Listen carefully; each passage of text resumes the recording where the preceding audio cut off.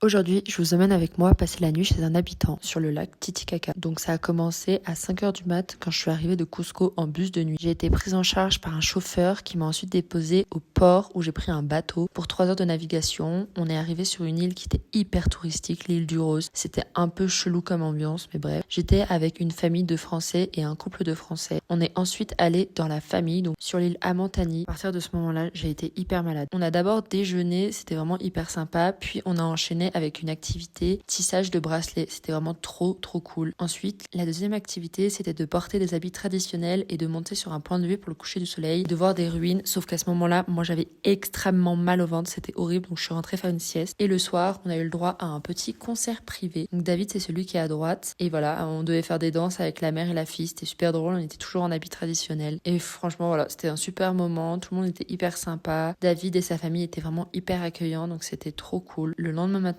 on s'est réveillé assez tôt. Je me suis réveillée à 6 h parce qu'il fallait que je refasse entièrement mon sac. Comme je venais de rentrer d'Amazonie, c'était le gros bordel. Donc on a quitté malheureusement la famille. C'était vraiment une super expérience et on allait visiter une autre île qui s'appelait Takile. Donc là, on a été accueillis par le président, je crois, de l'île. On a eu le droit à un petit spectacle des locaux. C'était hyper drôle parce qu'en fait, après, ils nous ont demandé de danser avec eux. Évidemment, il fallait leur donner de l'argent, même si tu voulais te prendre en photo avec eux et tout, il fallait te donner l'argent. Donc on était hyper nombreux. Je sais pas qui sont tous ces gens, je sais pas d'où ils viennent. Mais voilà, il y avait beaucoup d'Européens forcément et on devait tourner en rond. Enfin, c'était super drôle, ça n'avait aucun sens. Après ça, c'était l'heure d'aller déjeuner. Donc notre chef du village nous a amenés jusqu'au restaurant. Mais avant ça, avant que la bouffe arrive, il nous a expliqué comment à l'époque, il faisait du savon ou du shampoing. C'est grâce à une plante verte qui broyait et en fait, avec la pulpe qu'il récoltait, il la mélangeait à l'eau et ça moussait vraiment en fait. C'était assez drôle. Et c'était comme ça qu'à l'époque, il lavait les cheveux, les vêtements et actuellement, il lave sur l'île la laine de mouton grâce à ça. Voilà. Après, on a mangé une petite truite qui était vraiment très bonne. J'étais toujours un peu barbouillée donc j'ai pas trop mangé. On a repris le bateau, on est arrivé à Puno et j'ai directement pris un bus pour Arequipa.